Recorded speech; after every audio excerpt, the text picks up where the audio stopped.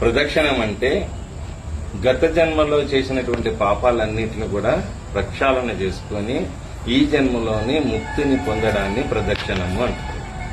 Next, ప్రదక్షిణ ఎలా చేయాలంటే మనం ధ్వజస్తంభానికి ఎదురుగా నిలబడి ఆ ఎడంచేయి పక్క నుంచి తిరుగుకుంటూ వెళ్ళాలి. ఎడంచేయి పక్క నుంచి అటు. ఎందుకంటే మీరు ఎప్పుడైతే తూర్పు భాగంలో నిలబడతారు, ఓకే, తూర్పు భాగంలో నిలబడిన తర్వాత అక్కడ ఎవరుంటారు? ఇంద్రుడు ఉంటాడు. తూర్పు భాగంలో ఇంద్రుడు ఉంటాడు. అంటే ఇంద్రుడు ఏంటి? మన కోరికలు ఇచ్చేవాడు అనమాట. ఫస్ట్ స్వామి నేను ఈ కోరికతో వచ్చాను కాబట్టి నా కోరిక తీర్చని చెప్తావు. ఇప్పుడు కోరిక అయితే కలిగింది మనసులోని, కామ్యం అయితే వచ్చింది. ఇప్పుడు మన శుద్ధి కావాలిగా, ఆగ్నేయానికి వెళ్తాము కదా. ఆగ్నేయానికి వెళ్ళినప్పుడు అక్కడ ఏమవుతుంది? అగ్ని ఉంటుంది, అగ్నిదేవుడు ఉంటాడు. అంటే దేహాన్ని శుద్ధి చేస్తాడు.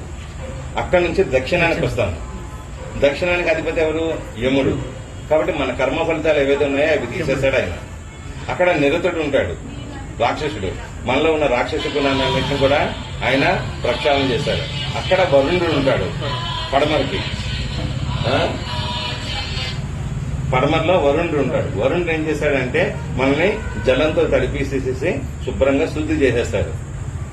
అక్కడి నుంచి ఏం చేస్తాడు? వాయువుకి వస్తాడు. అంటే మన వాయు ఉచ్ఛ్వాస నిశ్వాసాన్ని శుద్ధి చేస్తాడు.